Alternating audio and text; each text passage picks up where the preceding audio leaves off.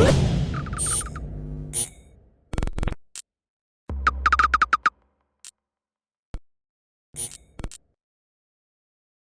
is Andy Purewal for Boxing Social in association with Betfred, and I'm delighted to be joined by Matt Macklin over Zoom. Matt, first and foremost, how are you doing?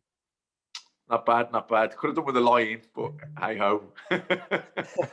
Well, Matt, I appreciate you getting up to do this interview with me. Let's get straight into it. Last night, starting off with Daniel Dubois suffering a defeat to Joe Joyce, a 10th round stoppage victory for Joe. Just your thoughts and reflection on it. It was a good fight. You know what I mean? I thought early on that the way Dubois come out, he was a bit quicker. His hand speed. I thought, the first. I'm saying over the first. I'm not going to micromanage every single round. I'm talking over the first 4 or 5 rounds. I thought, Dubois got the speed here. I think that's going to be the difference for him. And he's landing right hands, but over 12 rounds, round by round, you get tired. And the thing with Joyce, he's consistent, isn't he? He just kept it on Dubois. Nothing, just kept that jab going. He's quite slow and methodical, Joyce, but he's got good timing. He times it. He doesn't miss a lot. He's got a good jab. And, he was obviously busting him up with that jab. And then, Dubois started to tire a bit. Obviously, the eye was closing up as well. And you could see Joyce, he's got an engine on him, hasn't he? And he didn't really, his work didn't dip. If anything, he was getting better. And listen, it was a good fight. I just, it was it's one of those. It's a difficult subject to talk about when you're talking about a fighter quitting, because it's not a nice conversation, because it can be picked up wrong. Like what I can't stand when I hear someone say, someone had no guts or he was a coward or stuff like that. Because anyone who has one amateur fight has got guts, because it takes guts to get in there. Do you know what I mean? I'm talking one amateur fight at any level has got some level of courage, because he's got in there. Loads of people haven't even got the guts to do that. But there are degrees after that. And I just think it doesn't bode well. It won't bode well for him now, Dubois, I don't think, in his future when he's in a tough fight again with an opponent and it's 50-50 and it's getting hard in there, because that other guy, he's going to think to himself, just stay in here. This guy's got the potential quitting him. It got hard with him against Joyce, his eye injury, and he quit. And someone say, he didn't quit. No, he did quit. Whether you want to argue whether it was justified or not, that's another conversation. But it's a fact that he quit because he stepped away, took a knee, and sat the count out consciously. You know what I mean? So, whatever your opinions are, well, look, he had the injury and lived to fight another day, and who knows, maybe there was eye damage, maybe there was, and he knew only he's feeling the power, and that's a conversation. But he did quit. So it's going to be hard for him, I think, at a level now when he's going again. When he's going up levels again, it's going to be difficult for him, because when he's in a 50-50 fight again and it's 50-50 in there and it's hard in there, because in a fight like that, you're either outpointing someone or, you either outpoint someone, you knock them out, or generally you break their will. You know what I mean? You can break their will a little bit or tire them out, but someone's going to think he can be broken. When it's getting hard in there, someone's going to stay. Someone that might have not.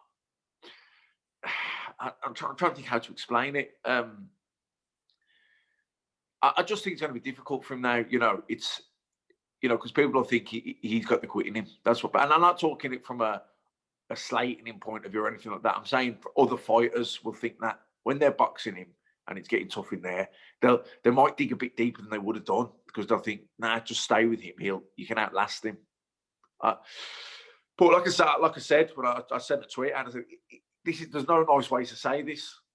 There is no nice way to say it, because he's got plenty of guts. He got in the ring and he's achieved that level. But he did quit last night. He took a knee and he set the count out. It's I think that's when you do that. Maybe something inside of him broke last night. Maybe the fighting spirit broke last night. Injuries can heal and come back, but once that snaps inside of you, do you ever get that back? I don't know. Matt, with Daniel only being 23 years of age, do you think that it's obviously it could be something that may not happen again, or that it might be looked into Yeah, too much, or maybe. I'm trying to think of other examples. What was Ortiz? Um, Ortiz kind of did something similar earlier in his career, and he still went on to have a great career. I'm not saying so. Look, it can be done, but it's just not a good sign. Don't get me wrong. We're covering boxing every week, talking about it, and I often say I'd like to see the corner pull him out now. You'll often hear me when I'm calling fights. You'll often hear me saying that.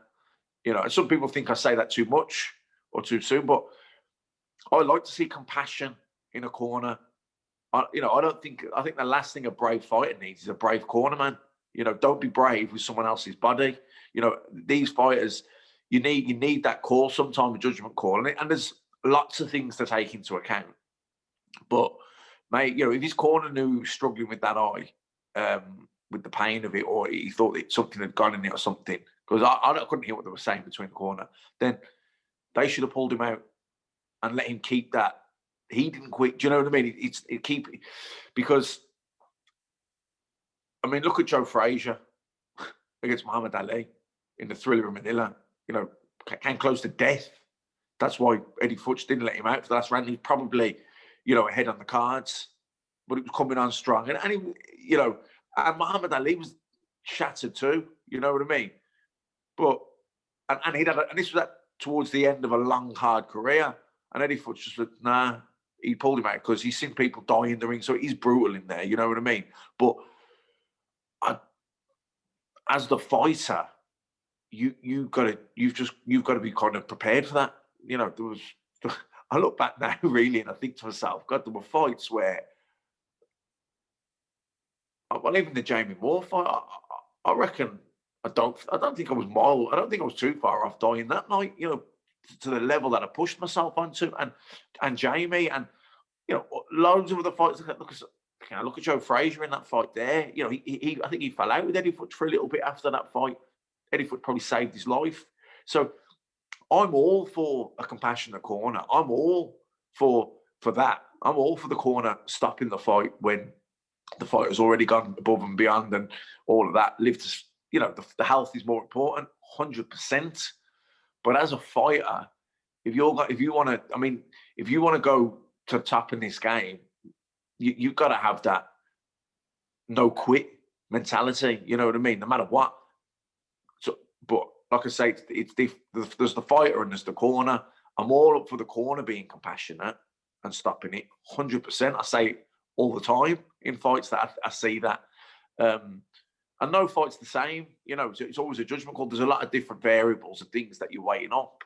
Like I said, I'd have had absolutely no problem with the corner stopping that fight. Listen, I'd probably be praising them, saying, you know what, he was 23 years old. They rolled the dice in hindsight. Joyce was a bit too strong, maybe experienced. Injury, good stoppage. You know what I mean? I would say that if the corner had stopped him. So you want to say, oh, what's the difference? Well, the difference is the spirit was broken of Dubois. The pain got too much, and he stepped aside and quit. But every fight, the pain's going to be horrendous. Do you know what I'm saying? Every fight, as he's going through the levels, every single fight, the pain is going to be horrendous. But we go through the pain. That's what makes us who we are as fighters. So, I just think that's a concern now for him moving forward to whether how far he will go. Like you say, Ortiz, stuff was said about him earlier in his career in a fight where he did something similar, and he did go on and have a good career. So it's not impossible. It's not saying that I can't go on and still have a great career, but it is a concern now. It is a concern. moving on to Joe Joyce, Matt. Again, it's going to be a brilliant victory for him that he would have celebrated last night. Where does Joe go from here? Listen, He's there now, isn't he? That was a vacant European title, British Commonwealth European title. He boxed in an Olympic final. All those amateur fights he had, so he's good to go. I think. Look, the reality is Joshua and Fury are going to box, I imagine, twice next year. So it's going to be 12 months anyway before he gets his shot. So I just think he'll just have try and get some good opponents now that are going to give him good fights, that are going to give him that extra bit of experience at the higher level. But yeah, he's as I think Frank Warren said it last night. He will get his shot now. At some point he's going to fight for the WBO world title as long as he doesn't lose. So I think for him now, he just needs to stay busy. Whether he boxes twice or 3 times next year, good fights that he's gonna learn something from each one, and then I'm guessing in 2022 he'll fight for the world title. After the fight, we saw Joe immediately call out Alexander Usyk, previously meeting as amateurs, Matt, but in the professional ranks. How would you expect that one to play out? Listen, I didn't even think. I mean, also there's. I'm obviously thinking Joshua Fury and the belt staying together and it being for an undisputed championship. But I suppose it's possible that it becomes the WBO title becomes vacant, and then Usyk and Joe Joyce would fight for the vacant title. That'd be a good fight. Who'd win that? I don't know.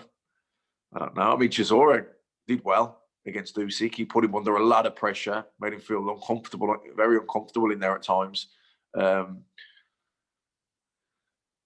Joyce, man. I'm just thinking that'd be a good fight. I don't know. That'd be a good fight.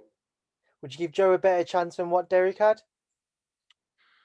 I mean, Derek was experienced and proven and been there with so many, but a lot more miles on the clock. Joe Joyce, a lot fresher, which is a big thing. I don't know. I thought Chisora did well. Chisora did well in putting Usyk under the pressure he put him under and made him feel as uncomfortable as he did. It's just with Usyk, he's that fast and he's that mobile, and that's how he fights. So he's expecting to do 12 rounds moving, and you know what I mean. It's not like all of a sudden. So he's got that kind of. He's conditioned. He's conditioned over years to fight 12 rounds like that. So, Joyce a bit slow, but like I say, he's got great timing.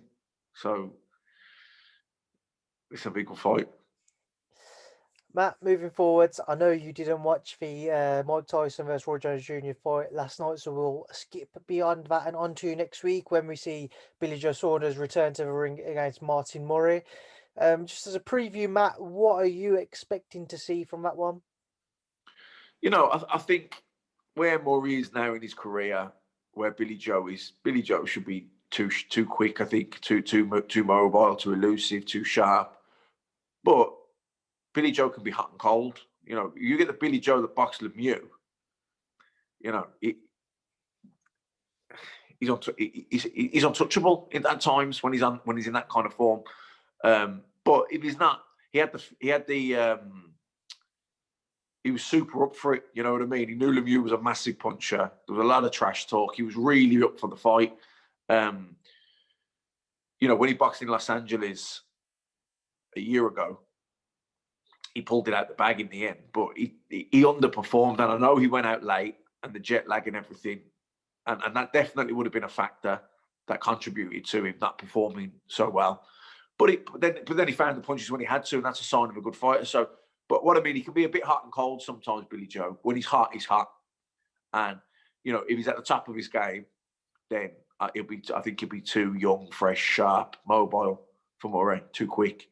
But if he thinks Murray's past it and he's not up for it and he doesn't give Murray the credit he deserves at this stage in his career, then and Murray boxes well, then it could be a lot closer. I think it depends on Billy Joe. And on how he approaches the fight, what his mental approach is, what his what kind of how he's viewing Martin Mori will determine the level of the approach that he how sharp he is, etc. If Billy Joe was to overcome Martin next week, next Friday night, Matt, how important is it that he does it in an impressive fashion, knowing that we're seeing so many kind of super middles and middleweights meeting now with fights coming up, and he's waiting for his own chance to get in there with the likes of a Canelo? Yeah, it's important. It's important. He hasn't been out there. Well, no, everyone's been inactive, haven't they? COVID, but it's important that when your time comes that you shine, because you've got to throw your name in that mix. You want people talking about you. He needs his name in the hat to get the winner of Canelo and Callum Smith. I mean, if Callum Smith beats Canelo, I'd imagine, is a rematch clause probably. But look, Billy Joe's a top super middleweight. Is one of the best in the world. So he wants to be involved in those fights. So it's important that he wins and wins well. But on the other side, if Martin Mori was to win, Martin Mori's fought for the world title, been involved in so many great fights. His name's in that mix then, so it's a good fight. It's a good fight. Listen, if this was a few years ago, it'd be a 50-50 fight. Now, obviously, Billy Joe's a big favourite, but I think it's important for Billy Joe. It's important for Billy Joe that he doesn't overlook Martin Mori. Just moving on to the other couple of fights on that card. Zach Parker versus Cesar Nunes. Don't know if you know much about Nunes, but in Zach's case, he's the mandatory challenger for Billy Joe's WBO title. So again, is a pressure on him to look good in his fight if he was to again be successful? I think he just needs to win, doesn't he? If he wins and he's mandatory, he's just got to keep that mandatory position. Looking good is always nice, but it's not the crucial. If he's mandatory, then it's not as crucial. If there's a few guys there and you want to get the shot and you're hoping you're going to get the call as a voluntary defence, then it's important to look good. But if he's mandatory anyway, then shining and looking good isn't as important as just winning. As long as he's just got to win. And then Tennyson versus O'Reilly in an IBF eliminator. Again, just what you're expecting from that one, Matt? Well, listen, Tennyson, he's a banger. He's out of all the fighters, pound for pound, I think he's one of the biggest punchers. Certainly, from Ireland and the UK. He's pound for pound. He's one of the big punchers. He's aggressive as well. So I really like watching James Tennyson fight. He's always exciting. Five things to get your thoughts on, Matt, before I let you shoot off. We briefly just mentioned it earlier on Canelo Smith. I saw an interview Eddie did earlier. It might have been with IFL where he's said that there isn't a rehydration clause. That's the case. How key could that be for Callum Smith on December 19th? You know what? I think they both take a lot of water out the week of the fight. That the 24 hours to the fight, they're both doing 10 pound in water. You know what I mean? Maybe more over the week as well, cutting their carbs. They both, take a lot of water out the week after the last 24 hours and then rehydrate. So I don't think it's a massive advantage because I think they'll both be at it. Do you know what I mean? I think Callum Smith will be doing it, but so will Canelo. So I don't think anyone's got an upper hand there in that. Right, Matt, we'll leave that there now. I'll leave you to enjoy the rest of your day and you can go back to sleep. I appreciate your time, mate. I'll catch up with you soon. Thank you for speaking to Boxing Social. All right, cheers, Andi.